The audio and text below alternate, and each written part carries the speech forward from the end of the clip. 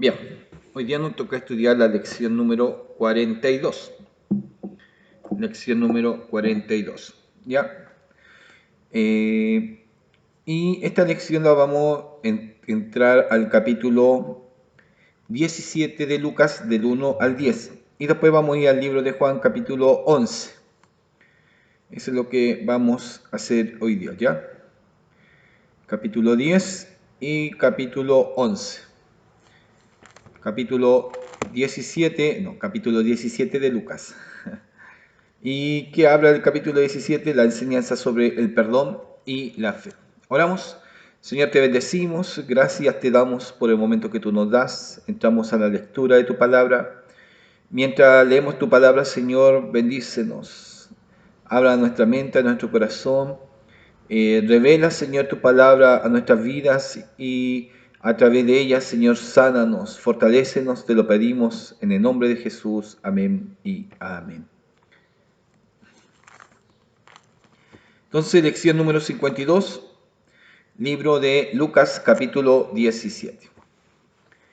Y dice así la palabra del Señor. Acordémonos que aquí aparecen en los capítulos anteriores, estaban los discípulos, también estaban los fariseos. Uno que me gustó mucho, 16, 14, que habían fariseos que eran avaros, ¿no es cierto? Y se burlaban de Jesús. Y Jesús le da tremenda parábola ahí. bien explicado.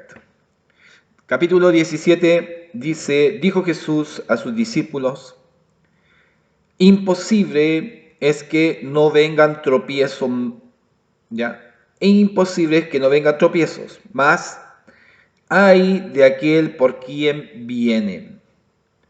¿Viene tropiezo? Sí. Pero hay de aquel por quien viene, ¿ya? Mejor le fuera que se le atase al cuello una piedra de molino y se arrojase al mar que hacer tropezar a uno de estos pequeñitos.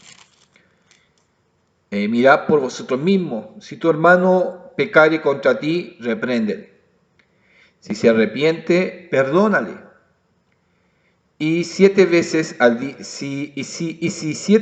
día pecare contra ti, 7 veces al día volviere a ti diciendo, me arrepiento, perdónale. Y si 7 veces al día volviere a ti diciendo, me arrepiento, perdónale.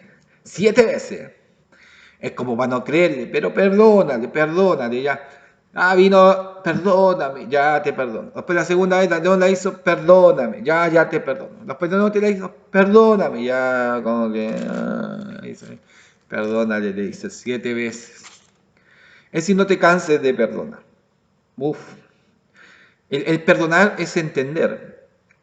Entender que, oiga, hay personas que por naturaleza la embarran, por naturaleza la hacen mal las cosas, es por naturaleza, así que debemos de entender en esa situación. Hay gente que le cuesta cambiar. Hay personas que le cuesta cambiar. La ayuda, tropiezos, del 1 al 2, cuando dice, imposible es que no vengan tropiezos. Tropiezos, el término se podría traducir por ofensas. Literalmente significa trampa o artimaña. Tropiezo, literalmente trampa o artimaña. Aquí designa algo que puede conducir a alguien al pecado. Los tropiezos pueden conducir a alguien al pecado. Nadie peca en el vacío. ¿Ya? Nadie peca en el vacío, otro se afecta. Jesús lanza una fuerte advertencia para no ser causa de la apostasía de otros, particularmente de aquellos más jóvenes o menos maduros. Nadie peca al vacío, ¿no? Yo cometí un pecado, pero no voy a afectar a nadie. Sí, siempre cuando uno peca, la está embarrando y está dañando personas. ¿Ya? Jesús lanza una fuerte advertencia para no ser causa de la apostasía de otros, para no hacer caer a quienes, particularmente de aquellos más jóvenes. o menos maduros, o aquellos que recién vienen dando los pasos en la iglesia, tengo que tener un cuidado. Tengo que tener cuidado, ¿ya? Así que no usar trampas o artimañas. Es más, hay hermanos que son muy maduros, espiritualmente hablando, y llegan nuevos y ellos quieren enseñarle a ellos y le dan unas recomendaciones que son horribles. Y eso hace y toman determinaciones muchos en irse porque eh, los hermanos no son buenos para recomendar y espantaron al que venía acercándose a la fe. ¿No es cierto? Al que recién venía dando los pasos, no, se acercaron a hablar peste de todo, del lugar, de la iglesia, y aquel que venía acercándose y al final después le dicen, mejor váyase a otro lugar. Mire, hay gente así, ¿ya? Entonces, la gente no peca al vacío. Lo que se hace en oculto, todo se sabe, así que lo que hablan ellos demás, todo vamos a ver, ¿no es cierto?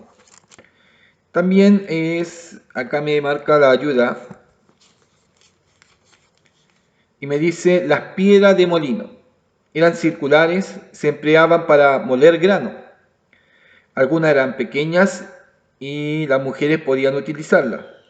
Otras eran tan grandes que se necesitaba la fuerza de un animal para moverlas. Pequeñito, el término pequeñito puede referirse a creyentes jóvenes o posiblemente de cualquier edad. Nosotros entendemos el término pequeñitos son aquellos que vienen recién entrando, ¿no es cierto? Del 3 al 4 ya habla del perdón, ¿no es cierto? Jesús habla aquí de un creyente que peca contra otro. No estamos hablando solamente de familiares, no, estamos hablando también de creyentes que pecan uno contra otro. Si el ofensor se arrepentía, el ofendido estaba obligado a perdonarlo y no guardarle rencor. El número de veces que debía perdonar a su hermano era ilimitado. Pero ¿sabe? Yo he visto peleas en la iglesia que no se perdonan.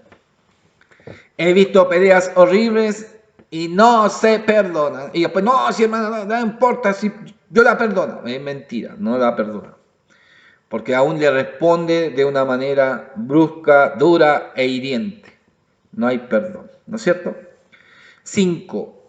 Y dijeron los apóstoles al Señor, aumentanos la fe.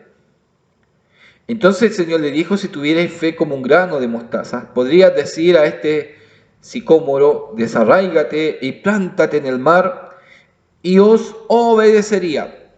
Uno dice, no, si esto es literal, no, está hablando a un árbol. Si tuvierais fe como un grano de mostaza, podríais decir a este sicómoro, un árbol grande, desarráigate y plántate en el mar.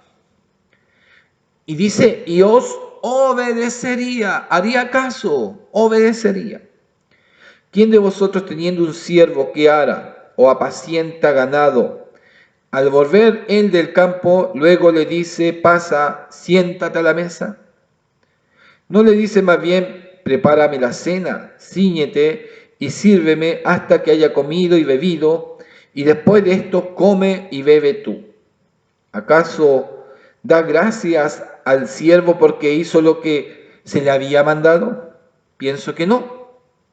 Así también vosotros, cuando hayáis hecho todo lo que os ha sido ordenado, decid, siervo inútiles somos, porque lo que debíamos hacer, hicimos. Siervo inútiles, es decir, hicimos nuestra tarea. Uno va al trabajo y se le dan tareas y todo esto, y a veces le colocan más carga para que salga las tareas y las pegas. Y uno hace su trabajo y hace la pega, y después no le dice al patrón, oye, gracias, gracias. No, uno cumplió, uno para eso trabaja, uno cumple y recibe su salario. Entonces, es más, cuando a uno también a veces le pagan, o también uno gentilmente da gracias, pero uno ha cumplido su tarea, ¿me entiende?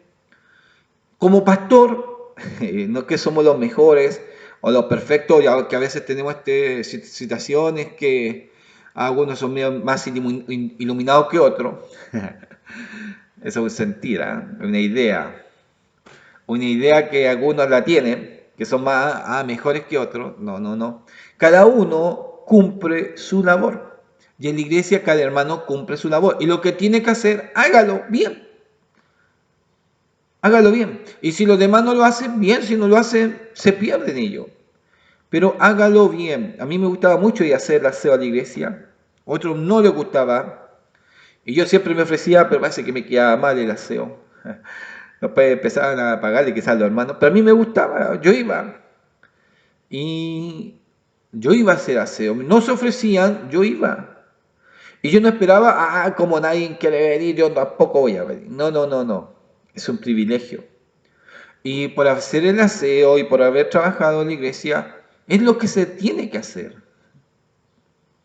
Es lo que se tiene que hacer. Y si los otros no lo hacen, se pierden de trabajar. No están haciendo lo que debían hacer. El problema es que cuando algunos hacen y trabajan, wow, hemos trabajado, wow, ¿ah? Pero es lo que tenía que hacerse. Siervos inútiles somos. No, no estamos haciendo nada nuevo debajo del sol, dice. No hay nada de nuevo debajo del sol. ¿Quién lo dice? Eclesiastés, ¿no es cierto? No hay nada nuevo.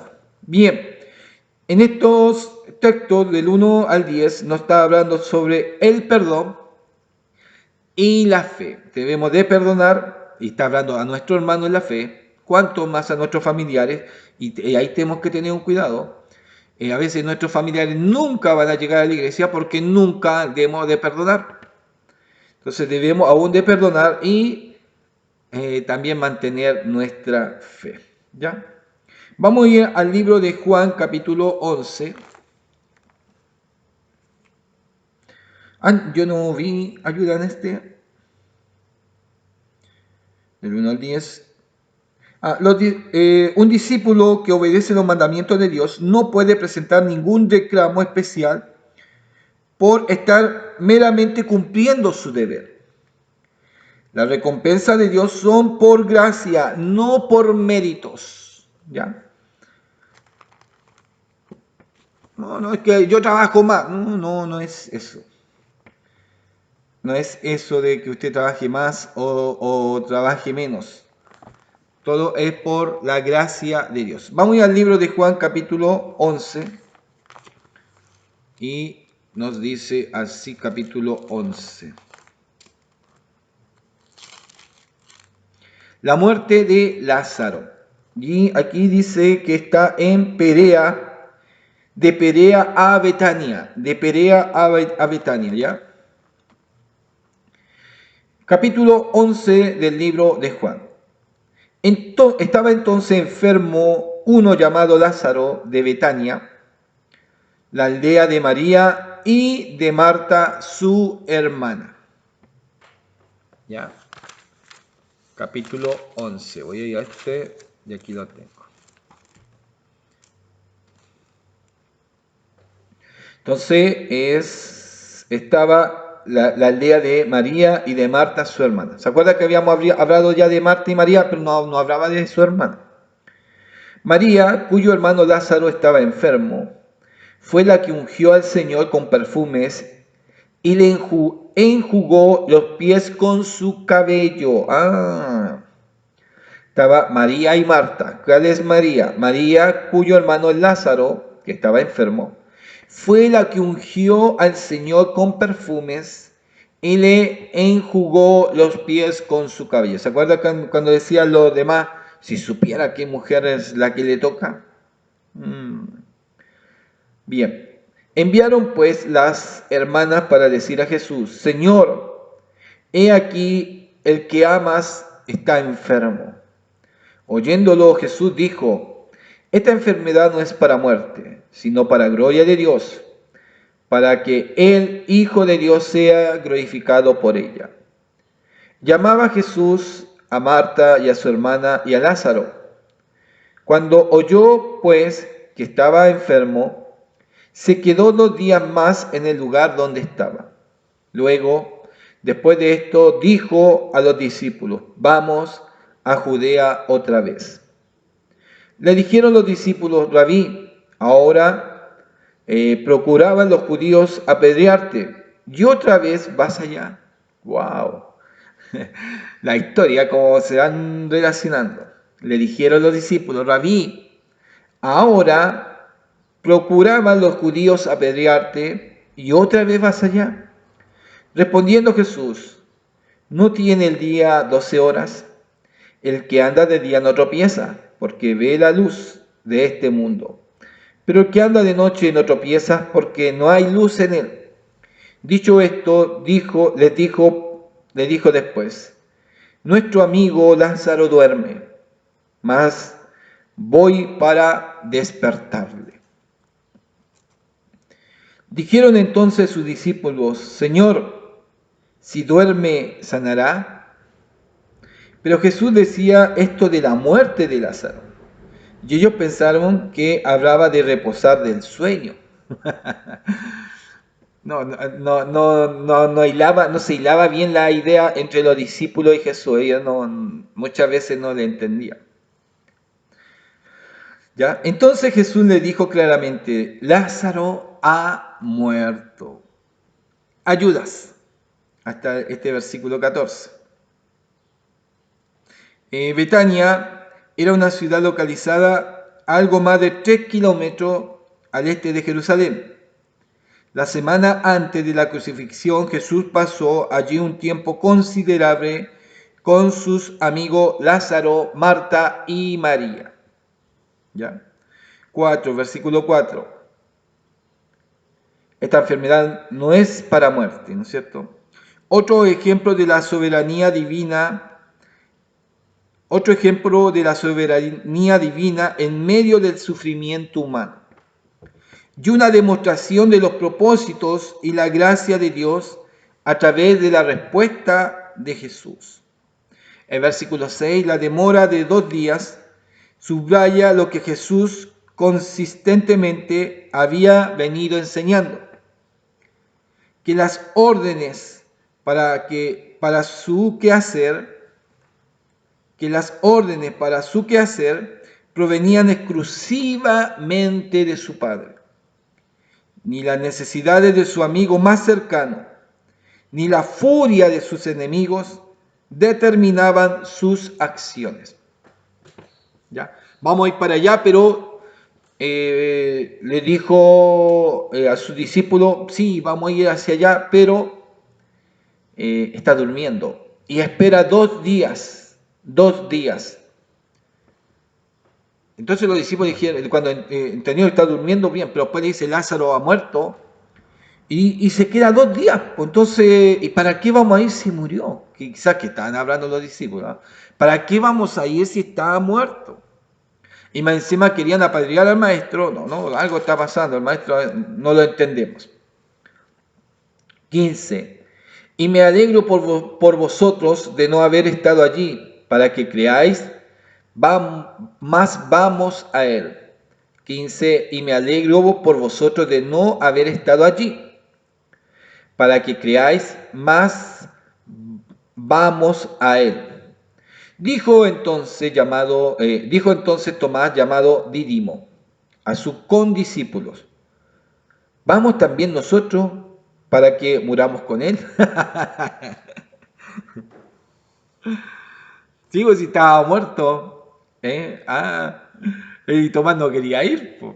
Si sabía lo que le había pasado a Jesús, casi lo mataron, no sé, le iban a apedrear todo vamos también para que muramos nosotros.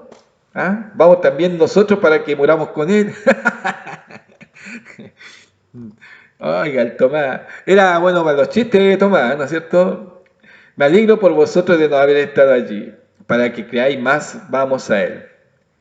Dijo entonces Tomás, llamado Dídimo, a sus condiscípulos, no se lo dijo a Jesús, se lo dijo a los discípulos. ¿Vamos también nosotros para que muramos con él? Nosotros. Lo vas a amar. Ya. Oiga, qué buena la historia de Tomás. Bien, voy a ir a la otra ayuda. Lázaro de Betania, sus hermanas María y Marta eran amigos personales de Jesús. ¿Ya? El Señor dijo a los discípulos que Lázaro estaba dormido, utilizando este término como un eufemismo para la muerte.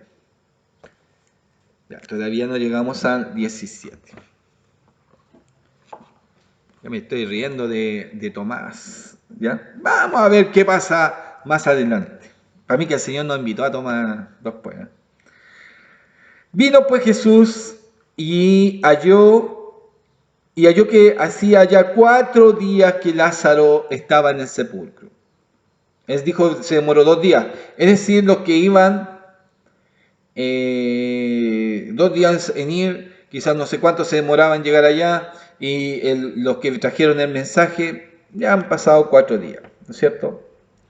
Dijo, 17, Vino pues Jesús y halló que hacía ya 4 días que Lázaro estaba en el sepulcro. 4 días. 4 días ya la persona ya está descomponiéndose. Betania estaba cerca de Jerusalén como a 15 estadios. Y muchos de los judíos habían venido a Marta y a María para consolarla por su hermano. Muchos de los judíos. Y Tomás de nuevo, para mí que Tomás se quedó de lo último. Me quedo mirando de lejos. Vayan ustedes, voy a ir de compra. ¿No es cierto? Entonces Marta, cuando oyó que Jesús venía, salió a encontrarle, pero María se quedó en casa. 2 reacciones diferentes. Anteriormente María atenta a Jesús. Ahora Marta fue la que salió a encontrarle. Entonces Marta, cuando oyó que Jesús venía, salió a encontrarle. Pero María se quedó en casa. Marta dijo a Jesús, Señor, si hubieses estado aquí, mi hermano no habría muerto. Quizás salió a criticar en ese sentido, no sé. Mas también sé ahora que todo lo que pidas a Dios, Dios te lo dará. Más también sé ahora que todo lo que le pida a Dios, Dios te lo dará. Jesús le dijo, tu hermano resucitará. Marta le dijo, yo sé que resucitará en la resurrección, en el día postrero. Le dijo Jesús, yo soy la resurrección y la vida. El que cree en mí, aunque esté muerto, vivirá. Y todo aquel que vive y cree en mí no morirá eternamente. ¿Crees esto? Le dijo, sí, Señor, yo he creído que tú eres el Cristo, el Hijo de Dios, que has venido al mundo. Habiendo dicho esto, fue y llamó a María, su hermana, diciéndole en secreto, el Maestro está aquí y te llama. Acordemos que están los judíos. Había un movimiento entre ellos, los demás estaban todos mirando a ver qué estaba pasando, hay un movimiento. Ella cuando lo oyó se levantó deprisa y vino a él. Jesús todavía no había entrado en la aldea, sino que estaba en un lugar donde Marta le había encontrado. Entonces los judíos que estaban en casa con ella y la consolaban, cuando vieron que María se había levantado deprisa y había salido, la siguieron, diciendo, va al sepulcro a llorar allí.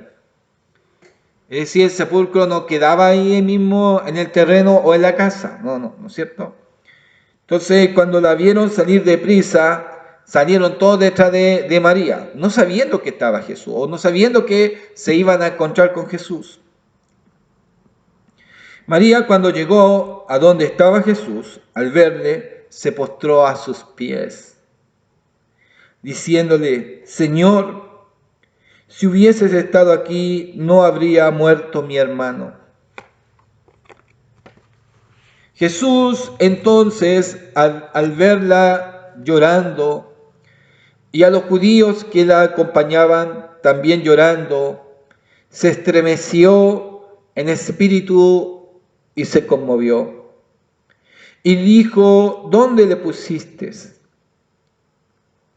Le dijeron, Señor, ven y ve. Jesús lloró.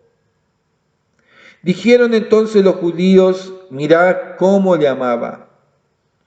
Y algunos de ellos dijeron, ¿no podía que abrió los ojos al ciego, haber hecho también que Lázaro no muriera? Nos falta el crítico, ¿no es cierto? Bueno, María también le dijo, si tú hubieses estado aquí, ¿ya? Si tú hubieses estado aquí. Marca Jesús, yo soy la resurrección y la vida, ¿no es cierto? Es el quinto yo soy. El quinto yo soy declara que Jesús es la resurrección y la vida. Qué momento, que son 4 días llorando gente en casa de Marta, de María, que eran las 2 horas, quizás era el único hombre, Lázaro. Una situación bien especial. La ven correr, todos van deprisa a ver, no, quizá va a llorar a la sepultura o va a hacerse daño. Así que todos apresurados detrás de ella. 38. Jesús, profundamente conmovido, otra vez vino al sepulcro. Vamos a ver por qué va de nuevo. Y dijo, ¿dónde lo pusiste? Le dijeron, Señor, ven y ve. Jesús lloró. Dijeron entonces los judíos, mirad cómo le amaban. Algunos de ellos dijeron, ¿no podía que abrió los ojos al ciego haber hecho también que Lázaro no muriera? Jesús, profundamente conmovido otra vez, vino al sepulcro. Era una cueva y tenía una piedra puesta encima. Dijo, pues, quitad la piedra. Marta, la hermana del que había muerto, le dijo, Señor, hiede ya, porque es de 4 días. Jesús dijo, ¿no te he dicho que si crees verás la gloria de Dios? 4 días. Entonces quitaron la piedra de donde había sido puesto el muerto. Y Jesús, alzando la voz a lo alto, dijo, Padre, gracias te doy por haberme oído. Yo sabía que siempre me oyes, pero lo dije por causa de la multitud que está alrededor, para que crean que tú me has enviado. Y habiendo dicho esto, clamó a gran voz, Lázaro, ven fuera. Y el que había muerto salió, atada las manos y los pies con vendas, y el rostro envuelto en un sudario. Jesús le dijo, desatadle y dejadle ir. Oiga, qué escena. ¡Wow! ¡Qué momento! ¡Qué momento! ¿Ah? ¡Qué momento! ¡Qué lugar! ¡Qué historia! Cuando ya, no, 4 días que sí, ya no hay vuelta, no hay vuelta. Es tan terrible entender que ya está hediendo, se está pudriendo, ya no hay manera de hacerlo volver. ¿Por qué? Porque ya está podrido en esta situación.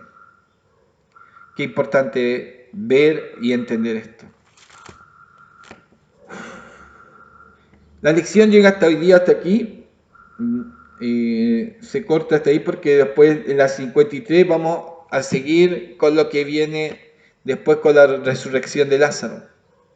Pero el momento y la historia, se nos forma algo muy especial. Voy a la ayuda para determinar. Al levantar a Lázaro entre los muertos, no fue una resurrección seguida de una vida física sin fin. Esto estaba reservado por el Padre para iniciarlo con la resurrección de su Hijo, con lo cual quedaría inaugurado un nuevo orden de vida para todos aquellos que en Cristo estuvieran mirando al futuro en esperanza. Es decir, aunque nos podamos, aunque nos hagamos polvo, vamos a resucitar. Jesús restauró a Lázaro a la vida física, la cual cesaría posteriormente con su muerte. Como todos los que han muerto en Cristo, Lázaro espera la resurrección del cuerpo prometida a todo el pueblo de Dios. Lázaro igual murió después. Le dio una extensión más de vida, pero Lázaro muere igual después. Entonces, pero aquí vemos la misericordia de Dios y también nos muestra en este sentido que sí hay resurrección. Sí hay resurrección. Y para Dios no hay imposible. Para Dios no hay imposible. Y se forma bien especial. El 33 se estremeció, Jesús se estremeció en espíritu y se conmovió. Cuando vio a María y a los demás sufriendo y llorando, dice, el verbo traducido estremeció puede significar profundamente afectado, conmovido. Tiene una connotación de agitación o preocupación. Jesús podía sentirse así por varias razones. Su corazón estaba lleno de indignación contra el pecado, la causa del sufrimiento y la muerte. La vida es lo más lindo y lo más especial. El pecado nos trajo la muerte y las enfermedades. Un gran número de extraños se había desplazado de la fiesta de la Pascua en Jerusalén a lamentar en el funeral de Lázaro. El maestro pudo haberse enojado por su hipocresía. Frecuentemente los llantos en un funeral eran simplemente una demostración artificial de emoción. Jesús pudo romper en lágrimas al entrar de forma tan profunda en la agonía de los demás.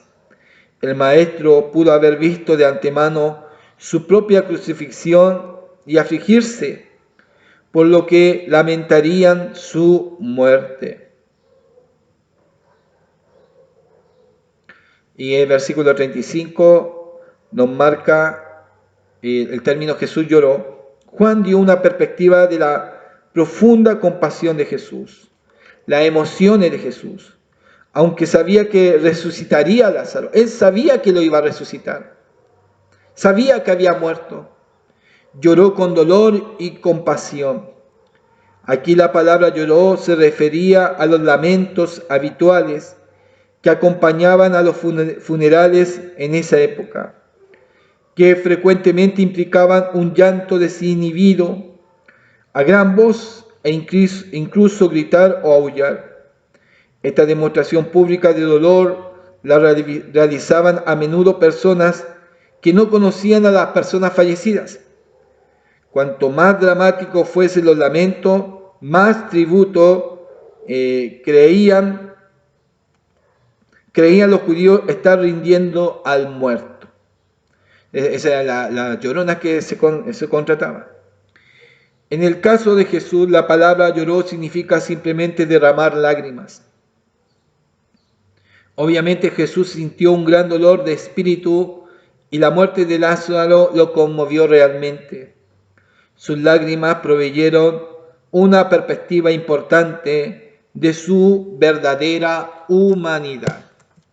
Si él sabía que iba a resucitar Lázaro iba a ser levantado. Gracias, Señor, te doy porque tú siempre me oyes.